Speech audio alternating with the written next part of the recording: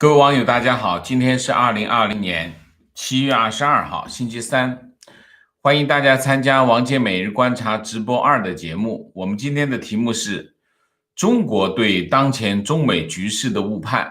那么，我主要是为了防止又那个什么了，又死机，我尽快的还是进入直播吧，死机麻烦让大家又要换直播间啊。我们先说几个事儿啊，说几个什么事儿呢？就是大家知道啊，今天上午最重要的新闻就是美国就不是关闭了，是下令关闭休斯顿中国驻休斯顿总领馆这是一场非常重大的外交事件啊。那么这个外交事件引起了非常重大的影响和一系列的后果。那么这件事情没有完，一直在延烧。那么我先讲一下后续啊，后续就是川普总统川普总统说关闭更多的领事馆是我们的选项之一。我们宣布之后，领事馆发生了火警，原来他们在烧文件，我很想知道他们烧的是什么东西啊？这是川普总统的一个说法，这个说法有没有指向不好说，也许有，也许没有也许他只是不否认的某种可能性而已这都有可能那么现在网上有一个消息说是旧金山可能是下一个目标旧金山总领馆可能是个下一个目标。为什么？因为说是加州大学这个戴维斯分校有一个中国的学者叫唐娟，被发现和中国的这个军事院校有联系，在申请签证的时候没有披露，涉嫌这个签证欺诈。那么6月20号 FBI 找他问话，然后他就躲进了这个旧金山总领馆。那么6月26号美国起诉了他。这个跟什么？跟昨天公布的案件是一模一样就是这个人也是其中一个也是跟那个基本上一样就是他的身份，他在申请签证的时候没有披露他真实的身份那么这个后果就可以非常严重可以10年以下的有期徒刑那么当然现在大家议论的最多的是什么呢？是导致休斯顿总领馆关闭的原因那么这个我们讲的导致它关闭的我们讲的是导火索，而不是背后的原因背后有很多原因，有很多考虑。但首先说导火索，今天上午流传的说法就是说中国不让美国外交官回武汉的领事馆那么美国就直接关掉这个休斯顿总领馆。那么这里面有一个问题就是我当这个节目下来之后，我在想一个问题，就是为什么美国外交人员回武汉领事馆会遇到麻烦会不会跟什么有关系呢？会不会跟武汉的病毒调查有关系？也就是说，中国在做这件事情的时候，背后有一个什么想法呢？就是不想美国人去，就是拖延，不想让美国外交人员回武汉领事馆，因为那里有一个武汉病毒研究所病毒所在那里这两者之间有没有关联？其实我今天在想这个问题也许有关联，也许没关联，这是我的猜测这是一个这是今天上午的说法。那么今天我在网上看到另外一个说法，就是跟昨天报道的那2个黑客案件有关系。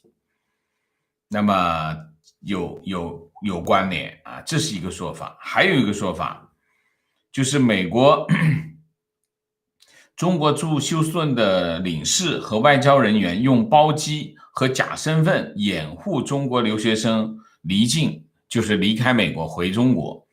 那么这些留学生其实是他们的身份就是解放军啊，就是现役军人或者是特工。那么他用包机把这些人运回去。那么之前我们其实看过啊，就是看过一些数据，就是讲中国在这次疫情当中使用了很多包机回中国。那么跟这个有关系吗？可能是有关系，这个也可能是其中之一啊。那么现在直接导致这个休斯顿总领馆的关闭的导火索有3种说法。到底什么是哪个说法是真的？其实现在已经不重要了。为什么？因为它已经发生啊，它已经发生了。但是一般来说，外交领域啊，很多秘密啊，它有的说，有的不说啊，有说的理由，不说有不说的意图啊。那但是不管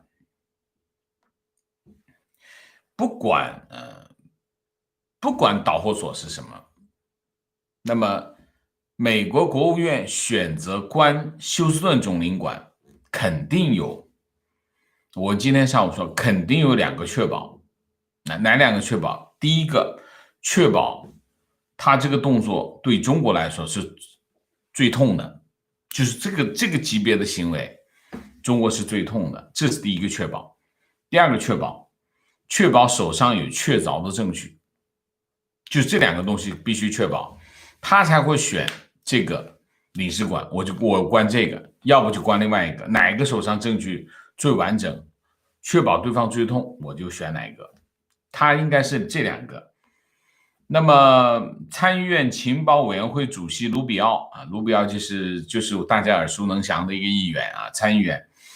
那么他在推特上是这么说，他说中国在休斯顿的领事馆不是一个外交机构，它是中共在美国巨大的间谍和行动网络的中心节点。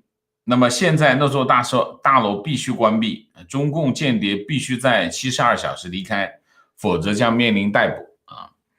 那么由此可见啊，选择休斯顿作为一个休斯顿总领馆啊，那肯定背后的动机就是情报啊，情报系统在这里的一个关键节点，那么打下去一定是最痛啊。所以大概是一件，就是现有的情况大概是这样啊。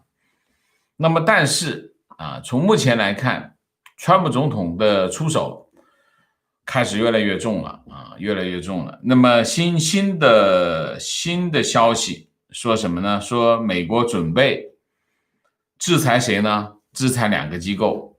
第一个机构叫中国交通建设总公司，简称中交建。大家去看一下，这是一件非常大的公司啊。这个中交建是交通运输建设领域的 No.1， 这是龙头企业啊，非常大的一个中交建。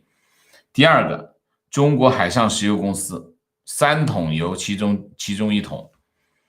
那么对这2家公司实施制裁，是针对南海问题采取的行动。这2家公司呢，中交建是做什么呢？在南海做人工岛礁，就是填海。他们有那种巨型的吸沙，就这种吸沙机啊，从海底抽这个沙子，抽上来，喷到一个地方。就比如说你要这里填海，就往那个地方喷，堆起来啊，堆起来。就是其实人工岛礁全是用什么？用沙子堆起来的。那么那种中国有那种巨型的，世界上最大的这种吸沙船，谁的？中交建的啊，中交建是帮中国做这个人工岛啊。然后当然中海油是干什么？海上石油，海上石油全是中海油的啊。这是2家中国的巨型国企啊。那么对他们制裁肯定就是2个方向，一个方向不能使用美元结算系统，这是第一个方向。第二个方向，美国的相关的金融机构不能为这2家公司提供服务，这有长臂效果啊，长臂效果。只要那他对他们这2家公司来说打击会非常的大啊，打击会非常的大。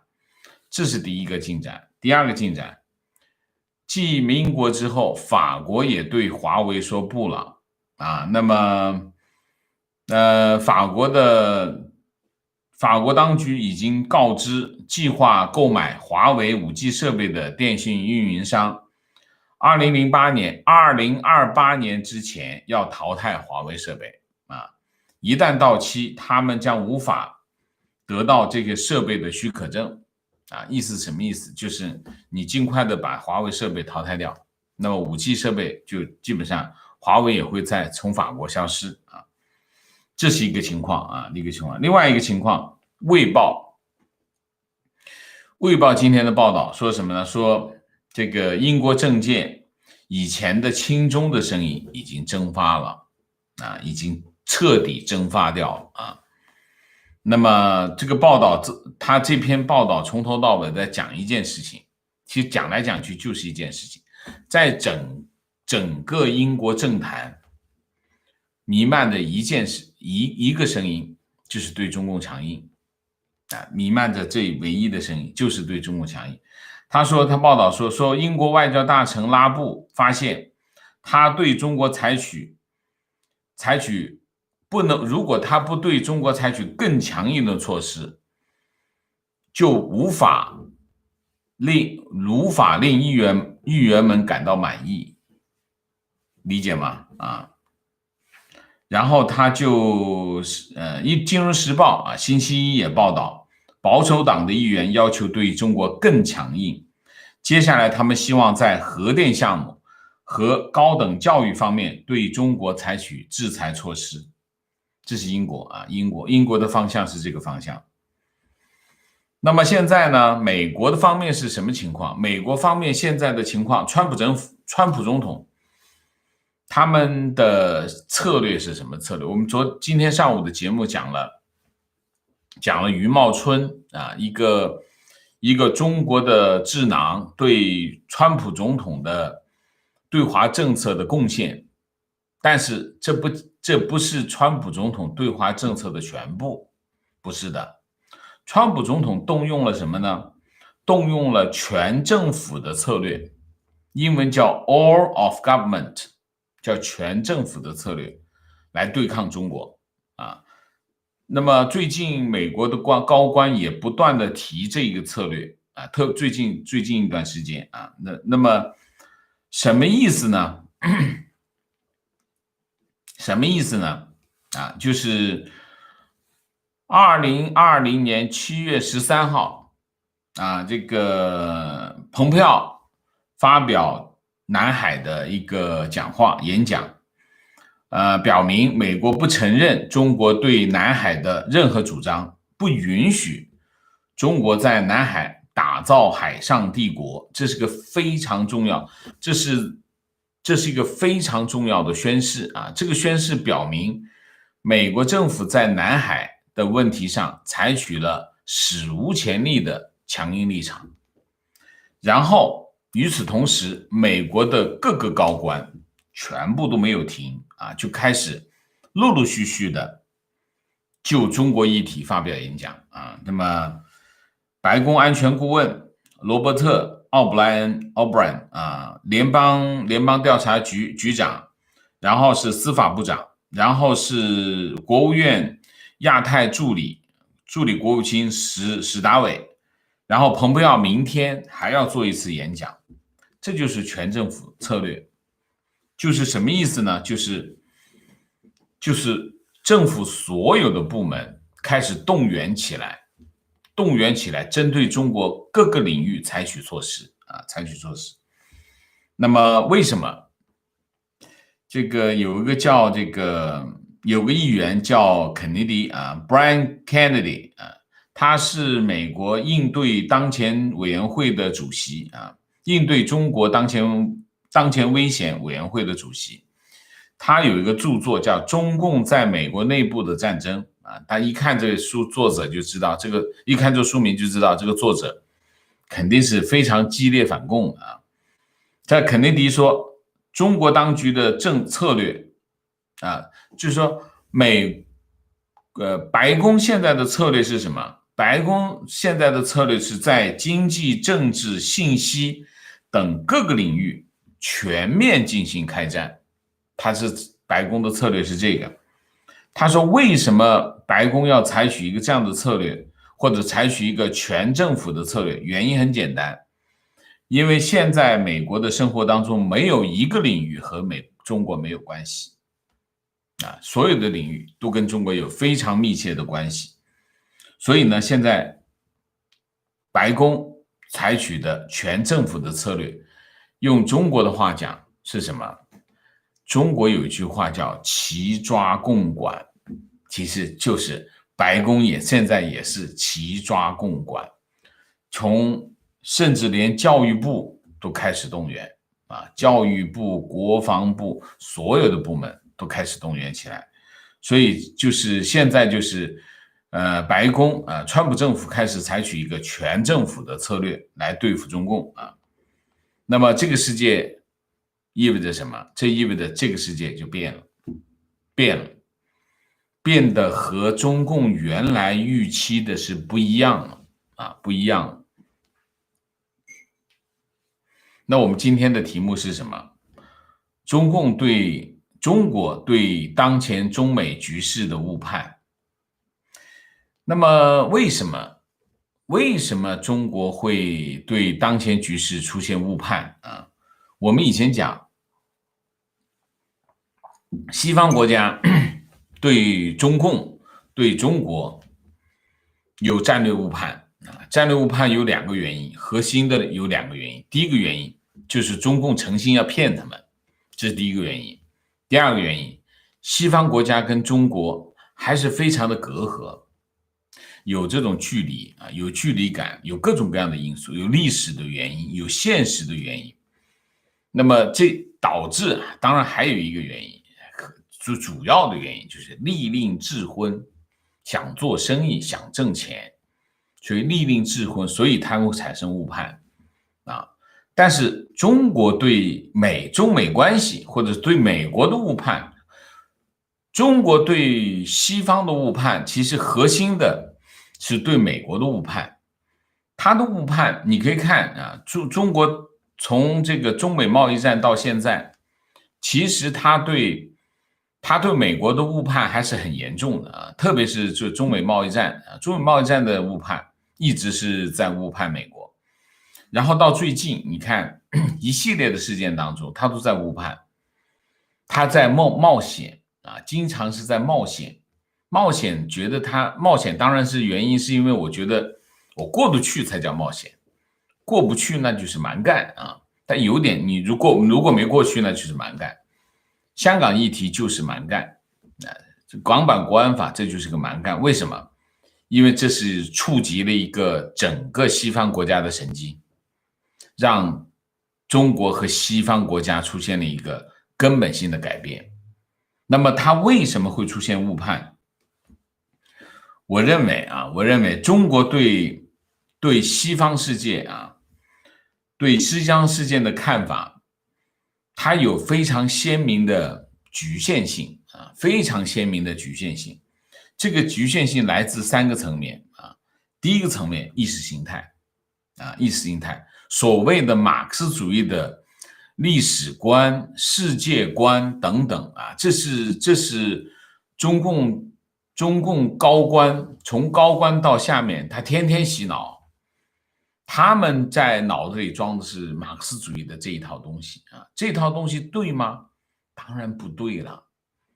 所以他们看待世界的角度和看待世界的这个是和真实的世界是不吻合的，这是第一个问题第二个问题就是毛泽东的那一套三个世界的理论邓小平的那套东西对中共高官的影响也是非常的大非常的大。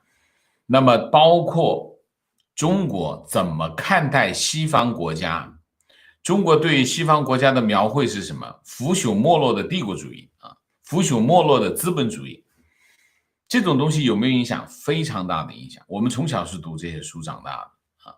那么这些脑子里的思维，资本主义国家啊，那么资本主义国家它是怎么运行的？整个资本主义国家机器是怎么回事？那就有一套完整的逻辑，这一套完整的逻辑装在脑子里。他们是用这套脑子，包括我们以前也是用这套逻辑去看待西方国家。那么和西方真实的世界一样吗？当然不一样。所以它有一个巨大的局限。中间你可以到美国生活啊，你作为一个外派人员、领事人员，你到美国生活，到日本生活，但是你还是会戴着这个眼镜去看这个世界。所以这是不一样啊，这是第二个局限。第三个局限，实用主义的思维，就很多会产生。你想一下，中共基本上你看这么多个政党啊，没有一个政党比中共更实用，只要管用就行，没有底线，送钱也可以，买通也行，啥都可以干，就实主义局限。当他陷入到实用主义的陷阱的时候，他就分不清楚他到底为什么可以得到，或者为什么会失去。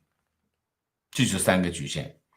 那么中国对西方国家，特别是对美国，它的这个局限影响什么？影响了他们对西方或者对美国的一个基本判断。中共对西方国家有个基本判断，两个基本判断。第一个基本判断，西方国家任何一个国家都无法抵挡中国市场的诱惑，这是一个基本判断啊，这是一个基本判断。第二个基本判断，西方国家的精英控制的这个国家，操控这个国家。那这个后面的这个呢，跟我们以前上课是有关系的，我们的课本里面都是这么讲的。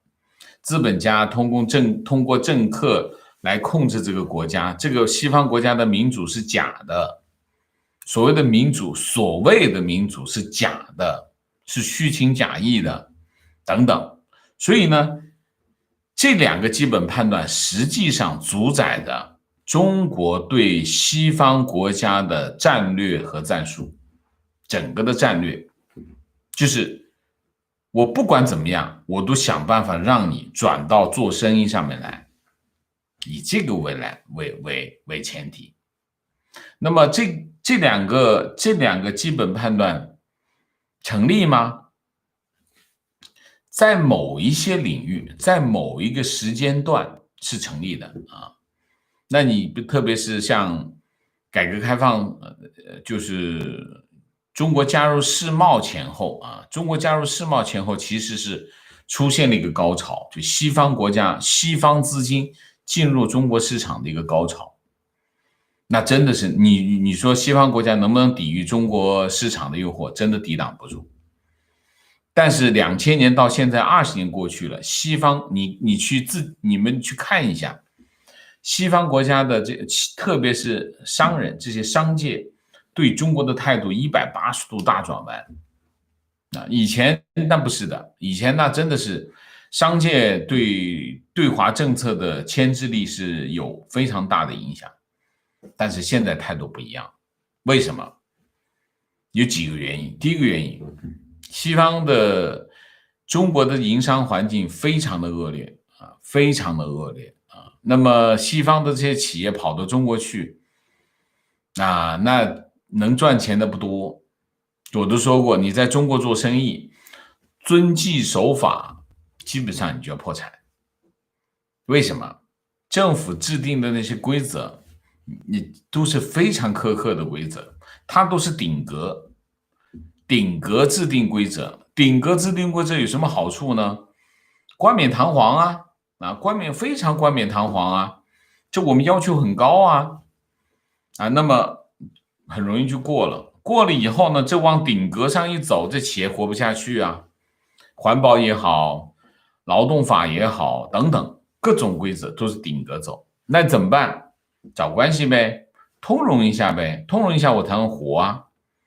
所以西方的企业跑到中国去，觉得这个好难搞搞来搞去，他觉得没意思，撤吧。所以西方的企业界，第一个，他们发现去中国市场其实没那么容易，这是第一条。第二条，真正赚钱的领域它不开放啊，真正赚钱，对于美国的企业来说，真正赚钱的是什么？无非是两样，第一个高科技，第二个金融。高科技除了苹果卖手机以外，其他高科技进去了吗？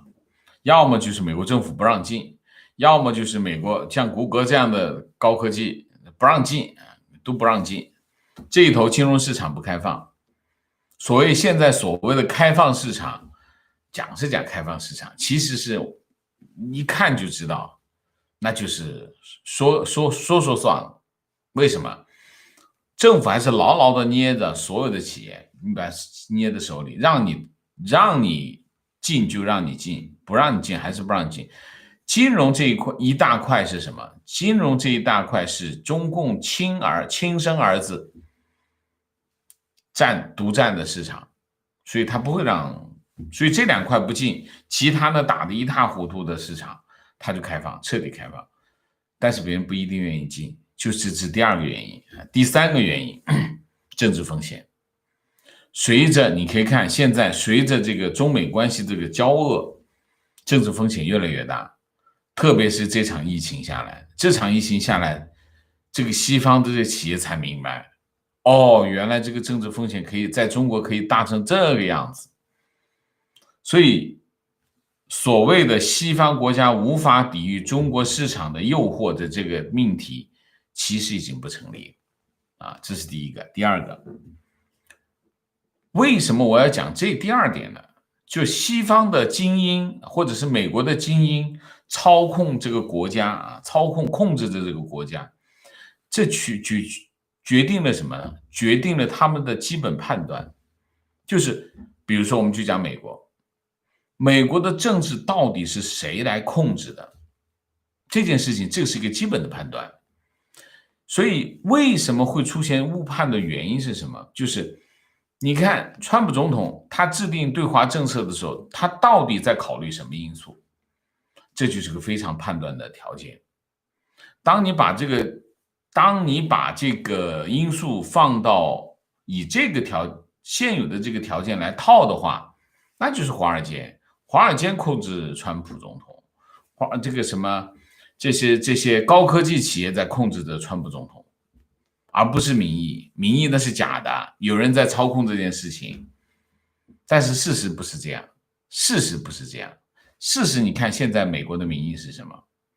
美国的民意是怎么样影响美国的国会，然后美国的国会又怎么样影响美国的行政部门，影响白宫。川普总统在这个选战当中，他得做些什么动作来解决他的支持率的问题，包括我们刚才讲的英国的议会，英国上上下下的这个舆论是怎么转变的？舆论转变之后，英国的这个议员的立场转变的比什么都快，然后英国政府马上要转过来，英国对华的强硬态度现在已经非常的明确了。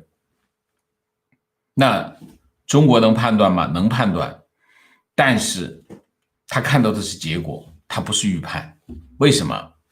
我刚才讲，他们对西方国家的判断，这有巨大的局限性，限制他们原有的这种意识形态，限制了他们这种判断能力。那么，所以你可以看，中国在这些问题上也出现了一系列的误判。所以实际上你现在翻过来看，中国在对外关系，特别是在中美关系的问题上越来越被动，这形势越来越被动。你看蹦出一个休斯顿总领馆被关闭的这个事件，那对中国的对美关系那是沉重打击。你看在这件事情上，第一，且不说啊，第一，在形式上你被人打了一棍，这第一个，就气势上就扛不住啊，这第一条。第二条，如果真的像卢比奥说的那样，那是一个情报和行动的网络的节点，那他把你这个节点一关，你想想你损失多大？那你在这经营了几十年，咔嚓一夜之间，别人72小时让你关闭，你觉得滚蛋，卷铺盖走人。现在中国面临两难局面，报复吗？正好，川普总统就是想让中美关系激烈起来，让中国议题发酵，对他的选情是有帮助的。因为从目前来看，我觉得川普总统选情是非常的危险的啊，所以正好啊，你想如果你进行报复的话，那正好川普总统这是我想要的。但你不报复吗？你这白挨了一棍，这有点两难。不报复呢，气势上讲不过去，你怎么交代呢？对吗？外交部又对外，所以这个问题就变成一个，现在你看，现在中国在现有的这个局势下就非常的被动。那你想他怎么走到这一步的？这一步一步走下来，走到了你看中美关，你想一下，你能想象吗？别说5年前，就算1年前，现在是7月份，去年的7月份，中美贸易谈判正在进行当中啊。那个时候，去年的这个时候，你能想象美国会把休斯顿总领馆给关掉这么大的事吗？想都想不到。你想这个局势变化多快，1年的时间啊。所以从目前的这个情况来看，中国如果不调整它现有的战略，它会一步一步落后的，它没办法跟上去这个形势。你看现在川普总统一招一招的就开始出来了，那个手金啊，都是手金式的这种打击力度啊，非常的高啊，所以我们继续观察现在这个情况啊，现在这个局势，我觉得都很难，我们现在很难做形势预测啊，就因为你不知道后面会发生什么。刚才比如说我刚才讲的，现在有说法说的是要制裁中交建跟中海油。有没有可能？有可能，因为南海议题的问题，有可能。那你想一下，这是个非常大的两个大国起来的，那影响是非常大的啊。这一系列的这个动作，那川普总统现在他们后续的动作无法预测，现在是无法预测，好吧？我们今天的主题就讲到这里，我们下面进入互动啊。进入互动之前，例行公事，请大家点赞。请新来的网友订阅，请大家加入我们的会员，支持我们做更好的节目啊。那么，那我提醒大家，那么最近中美关系肯定是现在的热点上的热点，我们可能会给出更多的时间来关注这些议题。这是第一个，我也请这个各位网友啊高度关注啊，关注这中美关系。中美关系现在处于一个白热化的状态了啊，就有点像什么？有点像这个中美贸易谈判处于一个关键的时候了啊。那么我们会继续保持对这方面的持续的报道，好吧？那好，我们现在进入互动。进入互动之后呢，请大家不要聊天，3个。情况、问题、观点，好吗 ？OK。那么现在明谢一下啊，明谢一下。积极晨，谢谢。沈奕晨，谢谢。4连休赶上直播，最近看了许章润教授的《戊戌6章》，敬佩许教授的文人风骨，愿自由的太阳能够早日普照那片大地。是的 ，Chloe Moore， 谢谢。南丰源。Hiroko， 谢谢。今天是日本法定假期海洋日，我在公司值班，虽然不能经常及时赶上直播，但是每期都会看，支持王先生，谢谢你，南丰源。好，我们现在进入互动。观点：中共是对自己的实力误判吧？这是最底层，一路骗到底，早就不知道自己筛糠一样的骨骼到底还能承受多少重。实力误判，对自己呢，老实讲呢，你真想知道不难，就自己的实力啊，因为情况是自己的嘛。那你说中共想知道自己的实力，进行一些分析啊，进行一些总结啊，我觉得不是特别难啊，除非你是自欺欺人啊，自欺欺人那你没话讲，对吗？所以在这个问题上，我觉得大家不要把他对外公布的情况当做他自己对自己的分析，不一定的，他可能很清楚呢，这也不好说，好吗？但是呢，中国的老百姓肯定是被忽悠了，这个没有疑问啊，而且中共党内的党员们被忽悠了，这个没有疑问。但是中共高层对自己的实力，我觉得应该还是他还是需要做判断嘛，是吧？我觉得不能100%的知道，但是个6-7成应该知道吧？啊，所以这个我觉得是这样情况。王老师，我看到一个官方媒体的说法是，美国外交人员无法回到中国领事馆，是因为中国要求美国领事馆给出检测结果，而且检测必须要由中方来检测，美国不同意。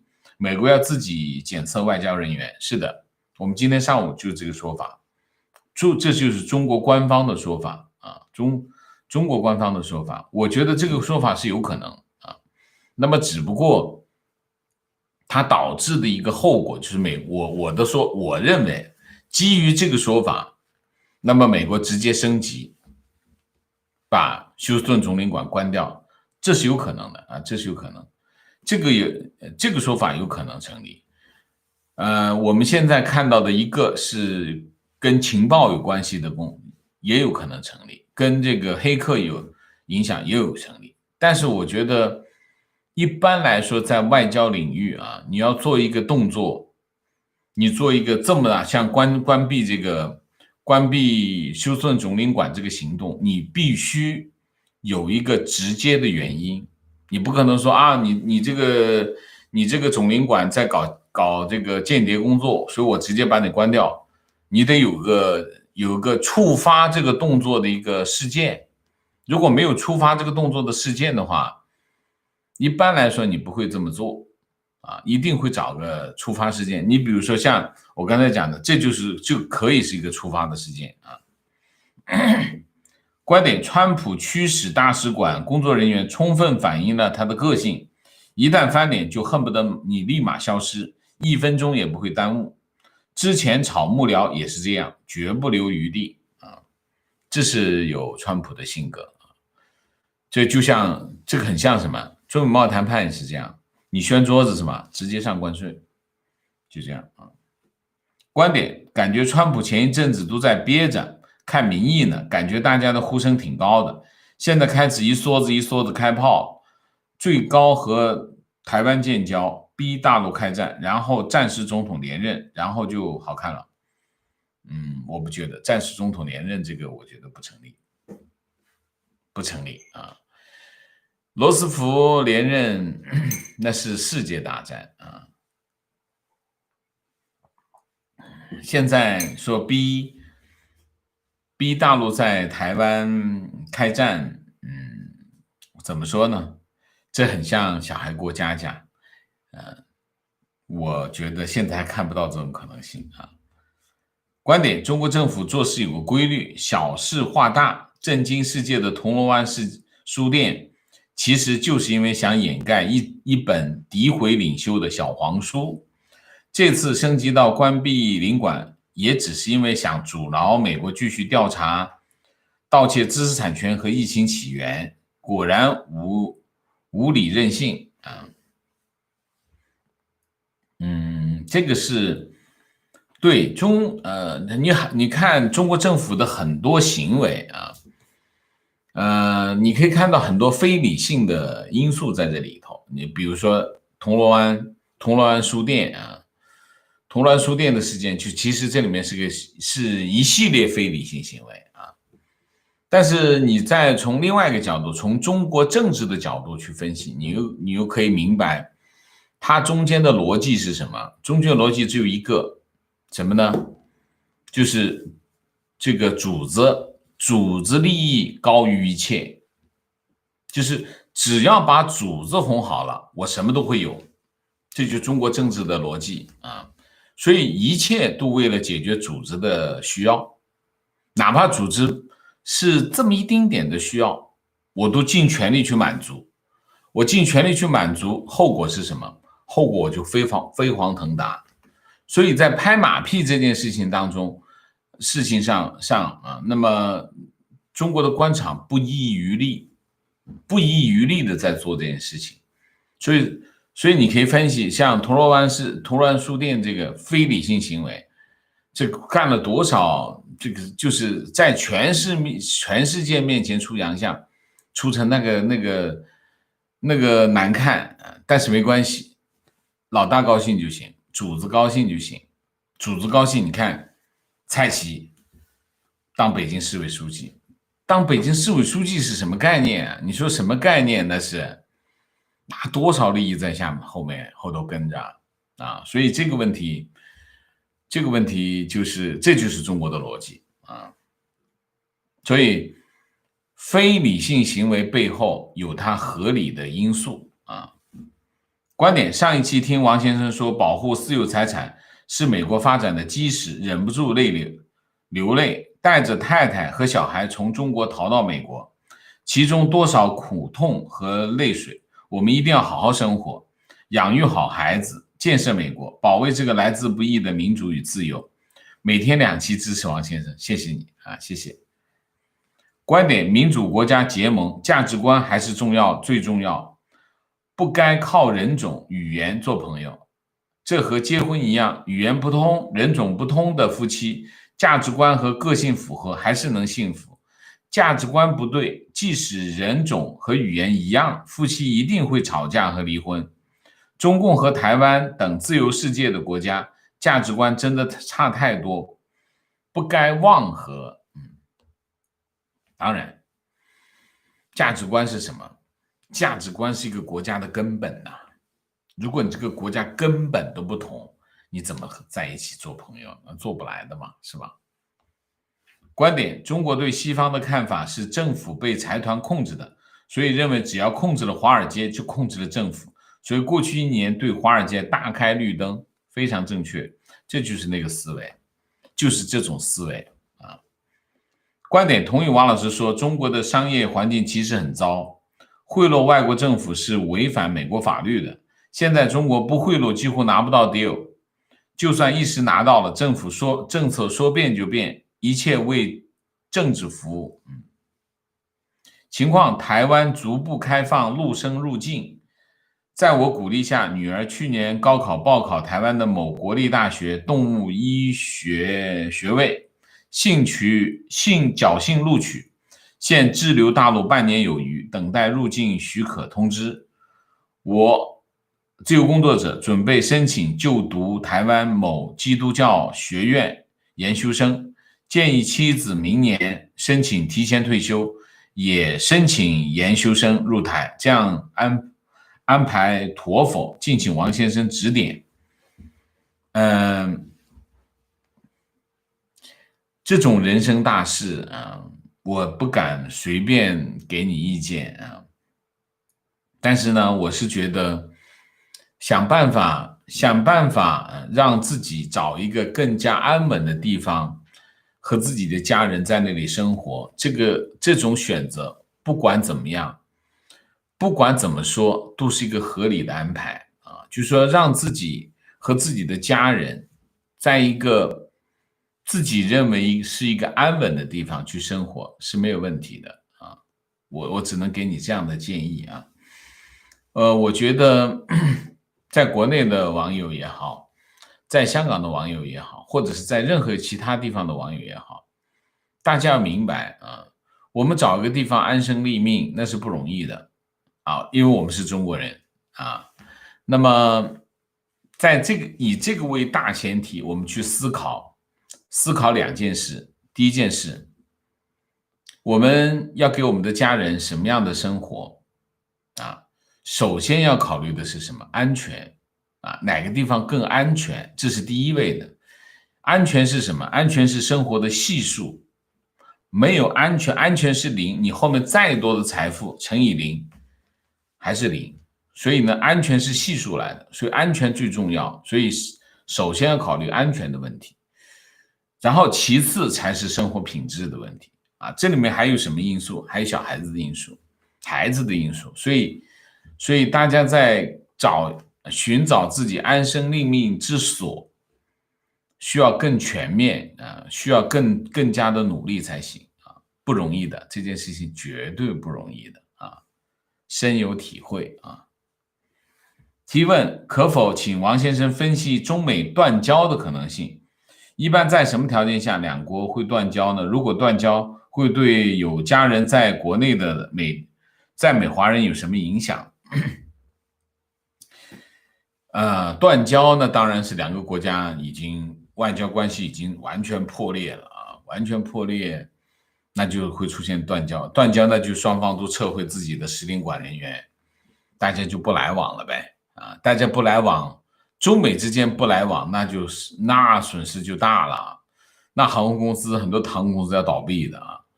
那么这里面涉及到很多行业，很多经济利益其实在于其次。你想一下，世界最大的经济体和世界第二大经济体，假如他们断交是什么概念？那这个概念，我觉得这个概念，我没想过这件事情。老实讲，为什么？因为现在还没有看到这个地步啊。现在我不觉得川普脑子里有断交的念头啊。我不知道他的幕僚有没有给他做一个这样的方案，但是如果断交能把所有的问题解决，那当然好啊。但问题是断交能解决这些问题吗？我觉得不能够啊，不能够。你想一下，双方的对抗，你必须交往才会对抗，就像打架，你回你的房间，我回我的房间，那打什么架？架都没得打。现在美国是要找中国打架。如果你说我把门砰一关上，你把门砰一关上，那打什么架？没架可打。所以实际上呢，这种对抗必须建立在什么前提下？双方还继续有接触。那直接把门关上，那就没有接触。那实际上那个伤害是大家一人一半而已啊。当然，中国伤害会更大，因为中国每年还有几千亿美元的贸易顺差在那里啊。所以这个问题，但是不仅仅是这样，我觉得美国也不见得就想断交啊，是和中国完全断开啊，我不觉得是这样啊。那么中国那边毫无疑问那是不能够接受这个结局的，中国更需要美国。所以我说余茂春的这个基本判断是对的，就是说中美之间实力悬殊，就是美国对中国的需要远远不如中国对美国的需要来得大，所以美国的实力啊，实际的影响力和实际的这个杀伤力会比中国大，原因就在这里啊。所以断交这件事情，我觉得暂时我还看不到，目前看不到这种趋势啊。那么如果断交，对有家人在国内的华人有什么影响？你就想一下什么呢？如果中美断交了，你就想一下古巴，就是美国，你看一下美国的古巴裔的美国人，他们是怎么跟古巴人来往啊？你想一下这个，具体我还真没想过，你观察一下这件事情吧，我给建议好吗？观点，我觉得美国现在需要担心的是，中共在毁灭之前会胡打乱凿，把所有国家拖入深渊，最好是让中共速死。胡打乱凿是什么呢？能具体一点吗？啊，提问：川普政府这几天一系列的行动后，川普民调的支持率会上升吗？国内的宣传导向，现在说国外对抗中国是在转移外国老百姓对外国政府的矛盾。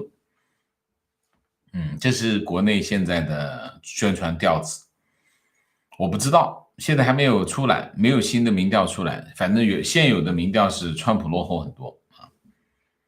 观点，今天王老师说的这个中国人对实用性的依赖，让我想起王朔说的一段话：信仰不能当饭吃，所以不重要；民主不能当饭吃，所以不重要；自由不能当饭吃，所以不重要；原则不能当饭吃，所以不重要。对于中国人来说，不能当饭吃都不重要。我们信奉猪的生活原则，于是我们得到了猪的命运，迟早给别人当饭吃啊。我还是坚持那句话，民主不能当饭吃，但是没有民主，你真的没饭吃啊。问题，请问在一经被中国教育局限了底层思维后，要如何摆脱？如何摆脱这种思维模式，然后建立真正属于自己的思维模式？我不知道一经是什么意思，我没有理解啊，没有理解，抱歉。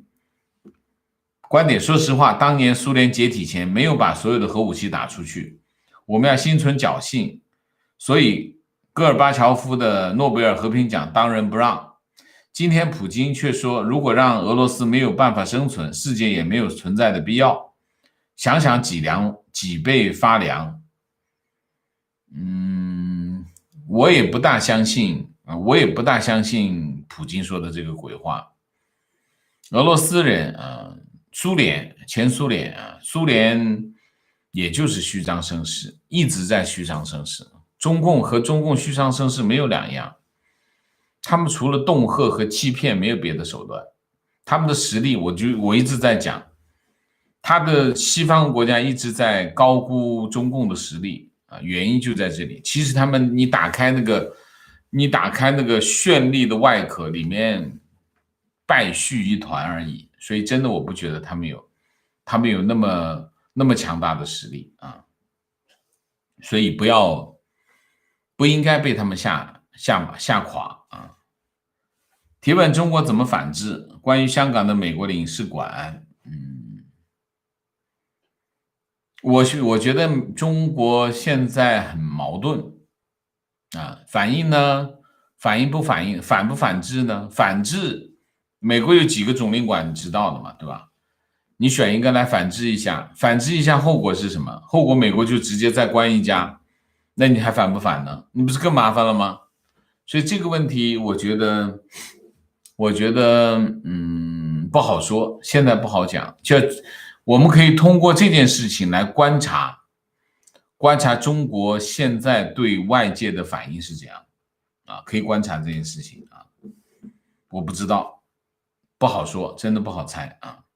请教王老师，为什么今天习近平跑到东北吉林去考察？反正他就定期要出去走走呗，跟吉林有什么关系？吉林靠着朝鲜，跟朝鲜有没有关系？朝鲜最近很安静啊，没有什么特别的动作，可能是因为朝鲜比较安静，就去那边看看吧。我没看，我现在所有的注意力在这边呢，还没看，我看看再说好吗？观点：会误判是体制上的根本差别，造成价值观与思考模式不同。美国也好，台湾也好，世界各国民主国家都一样，民意就是政治人物下次选举的选票，关系到他的饭碗，所以反过来跟人民企业去协调，或者是哀求。然而独裁国家不是，惯性我行我素，因此不知道民主国家的思考模式和价值观就是这样就是这样，他无法想象这个情况。刚刚川普在白宫发言说，不排除关闭更多的领事馆。是的。问题：美国是否有可能会关闭中国所有的领事馆？在二战期间，美国驻日大使馆一度关闭了好几年。中国如果成为世界的敌人，许多国家都和中国断交的话，中国不就像王老师说的，进入一个被动的闭关锁国的状态了吗？那是啊，如果全世界都在关闭它的使领馆的话，那他就被动闭关锁国了啊，这是没有疑问。但是我觉得现在还没有看到那个，他只是关了一家嘛。那么大家不要把这个想象成过家家那么简单啊，没有那么简单，这里面有一系列的各种计算啊，各种因素的考虑啊，我觉得没那么简单。说啊一家一家关下去啊，我觉得没那么简单啊。观点：中国的实力如果有将世界毁灭的核力量，他可能会迷信自己的力量，即使没有战胜美国的能力，但有同归于尽的能力，中国也有可能会冒险。冒险的代价就是全球毁灭，那就是全人类的悲哀。我不相信，为什么？那他贪那么多钱干什么？你想一下，他不会觉得他的命也挺金贵的吗？啊，他贪那么多的钱，你如果像大家说的，我愿意同归于尽，那他贪那么多钱干嘛？那不是白贪了吗？你说是不是？所以在这个问题上，我不大同意。我觉得中共的这些高层比我们所有的人都怕死啊，比我们所有人都不愿意毁灭这个世界。为什么？因为他贪污那么多财富，你毁灭这个世界对他来说不就完全归零了吗？所以我不相信这种说法，特别是习近平，辛辛苦苦爬到金字塔顶了，他可以拥有四海，对吗？然后他就把这个一摁下去，然后这个世界就毁灭了，这是为什么呀？这不 make sense 嘛，是不是？所以我不同意说中国有实力毁灭世界，他就会干这种事情，包括像普京这样的人。他说这样的话都是骗人的，我认为他们嘴里的话，真的从他们嘴里讲出来的话都不要相信，那都是骗鬼的啊。观点看国内网络评论也很有一些明白人，言论也挺多讽刺挖苦国家政策的言论，这是好现象啊，希望这种明白人越来越多。那你可见你在网上生活的时间还是不够啊。那中国这种人非常的多，不是一般的多，非常的多，只是他们已经被关掉了啊，不是越来越多，这本来就有很多，他们被禁言而已啊。观点：习不会在乎美国的行动，外部越危险越要集权，要改革和要妥协都被戴上汉奸和卖国卖党的帽子，打倒就好。预计习解决中美外交危机的方法是展开打土豪打汉奸的运动，我不同意。那你也太低估中共了啊！中共也没那么简单，也没有那么脸谱化啊！我不同意。观点：我觉得中国高层未必能知道自己的实际情况，因为中国没有客观分析的环境和体系。所有跟领导说的话都是为了利益，不惜歪曲事实。领导想听好听的，真想听坏话的一定能听到很多很难听，但是听到的再多还是搞不清楚真相是什么。真相需要一个体系，有无数的人按照客观规律统计收集数据，这是技术问题也是执行问题，中国没有这样的体系。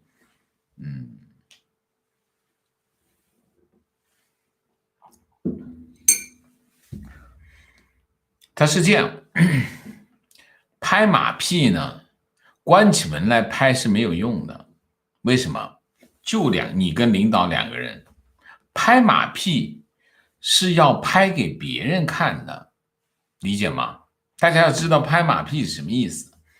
拍马屁并不是你说两句让我好听，我就爽了，不是这样的。拍马屁其实领导让你拍他的马屁，或者你拍领导的马屁，领导高兴了，但是你在暗室当中去拍领导的马屁，领导一点感觉都没有。为什么？其实你这个行为，领导是要让其他人看到，他才会觉得高兴。这就有点像什么？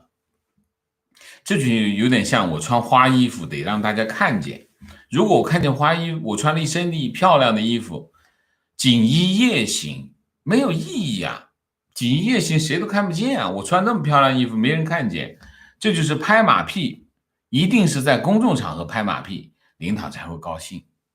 这是第一条，大家一定要知道官场的逻辑是什么啊？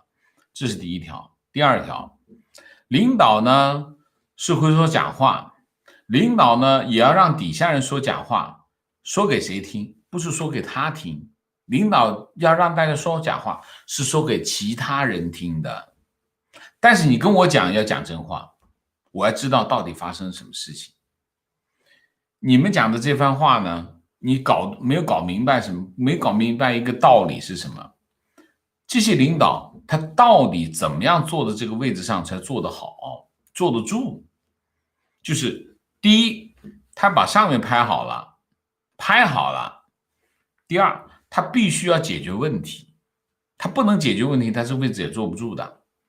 现在的中国的官场跟以前也不一样了。以前说我只要把领导拍好了，问题一塌糊涂都没事，不是的，你还得把问题解决掉。所以上面拍好，问题要解决，你能说假话吗？他必须关起门来，你跟我说真话。当着大家面你使劲的胡扯没关系，那是扯给大家听的。所以在这个问题上，大家一定要搞清楚一点，什么一点？就是中共没有那么傻，他能混到今天这个地步，他肯定有他过人之处。所以在这个问题上，不要把中共脸谱化，浓眉大眼，这个那不行，那会误判，那会对中国误判。所以你说中共他知不知道自己的实际情况？我觉得怎么着6-7成都是知道的啊，那自己的斤两我认为他是知道的。那你说啊，那个大国叫什么？大国崛起啊，这是宏大叙事，他自己会看吗？当然会看，看着爽一下。但是那是给老百姓看的，他自己也还得知道到底怎么回事。如果他连这个都不知道，那他怎么搞？没法搞的呀。所以在这个问题上，我不同意。把中共脸谱化、简单化，说他们就是喜欢这个，他那让喜欢，但是他中间是有道理的啊，有道理。提问，请王老师分析一下被起诉的解放军跑到旧金山领事馆的事件，谢谢。我现在很奇怪的是，为什么他跑到领事馆去？除非是个非常有特殊的因素在这里头，但是我不知道内情，所以没办法分析。我们只知道这个结果，他现在在旧金山的总领馆里面啊。情况很多国人认为疫情源于美国，说美国对中国投毒。美国疫情严重，看新闻用冷冻货柜装尸体。OK， 我们就不说了，这个已经洗成这样了啊。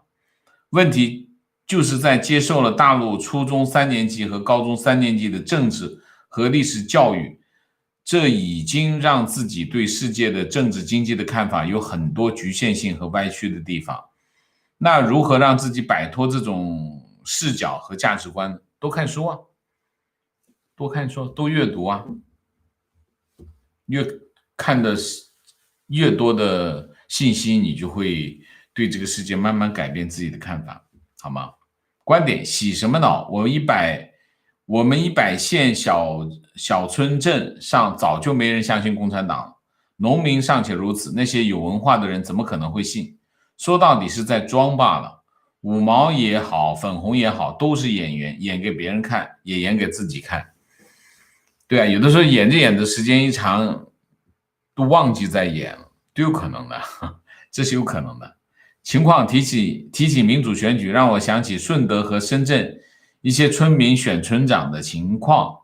选前一些有机会参选的人都出钱贿赂村民，撒钱请吃，让村民投票选他，而不是他发表什么对村民有利的想法建议而选。得选后村长就想办法捞钱，这也像教科书里说的民主就是资本家的金钱游戏，很多人就信了。好吧，好，我们今天的节目就到这里，鸣谢一下 Pat Wang， 谢谢王老师您好，在澳洲和朋友看 Tankman 的视频，没想到他高叫到这帮暴徒，我们人民军对他就应该压过去，我震惊于价值观差别之大，从此不再联系。接触到的海外80后、90后对历史有清楚认识的极少。即使中共倒台，您是否对浑浑噩噩的大多数民众抱有希望？我悲观地认为，除了被先进文明殖民几十年，别无他法。请老师指点。你看一下台湾就知道，国民党，蒋经国、蒋介石、蒋经国在国民党，去台湾之后啊，对台湾岛的这个戒严控制，和现在共产党差不多啊，也是血腥镇压，杀无数的人啊。所以他们在台湾做的这些事情，台湾当时的情况，台湾教育比现在中国人要落后得多。所以现在以这个些条件来讲，那当然事情如此，你不能要求每个人都读出泥而不染，这不可能的事情。所以在这个问题上，我不觉得我们应该悲观啊。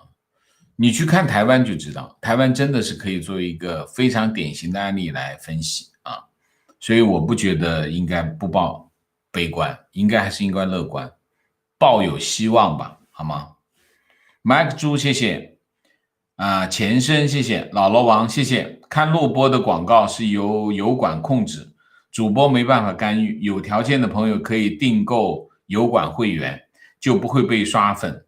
所有节目没有广告，是的就是订油管的会员呢，就 YouTube 的会员，我不知道多少钱哈，反正就是你如果订了这个会员，就一个广告都没有是这样啊。April 张，谢谢王老师好，谢谢。我想请教一个问题，我和我那20自干5的老公经常辩论国家民主问题，他虽然也同意民主比独裁好，但老说中国民众现在不适合民主，因为中国人水平太低。我猜他这是哪里听的洗脑理论，请王老师指点一下，让我好好的反驳他。对呀，就我觉得还是可以举台湾的例子啊。台湾不是变成民主国家了吗？非常民主，台湾的民主非常成熟。那当年国民党的专制统治跟现在共产党没有两样，那结果最终还不是走向了民主吗？那么这里面有台湾人民的反抗，还有什么呢？还有美国的一个助力美国其实在后面是支持台湾岛内的这种民主的这种追求，所以他对蒋介石、蒋经国政权的这种抑制作用还是很大的，最终台湾不走向了民主，所以以这个中国民众的水平很低为借口，那是不成立的那是不成立的。于滋滋滋，谢谢。米卡卡，谢谢。我是油管订购会员，没有广告，不会被刷粉，只是王老师的直播都未能及时通知，我只好自己设闹钟提醒。坚俊丁，谢谢。Crane， 谢谢。Right person, right time， 谢谢。第一次参加直播，请王老师喝一杯咖啡，谢谢。谢谢王老师的客观分析，受教了，谢谢你。Chris， 谢谢。老罗王，谢谢。代表在线好友 Vicky 曹以及其他台湾的网友，我们诚挚邀请大家常来台湾，感受温馨的人情和生活的确信谢谢。Mark Cole， 谢谢。阿玉 M， 谢谢。日本疫情再度进入高峰，连休待在家听直播，感谢王老师每天的付出，请王老师一杯冰咖啡，谢谢。Y Wang， 谢谢王老师辛苦了。LL， 谢谢。和老婆一起每天2期看王老师的节目很久了，请王老师喝杯咖啡，也希望在美华人都能安全平安，谢谢。健太郎，谢谢。台湾到现在都是美国的殖民地，只能说爽，但什么情况好吧，那我们的节目就到这里，感谢大家的参与，我们下个节目再见。在见之前请大家点赞，请新来的网友订阅，请大家加入我的会员，支持我们做更好的节目，做更好的自己。谢谢大家，谢谢。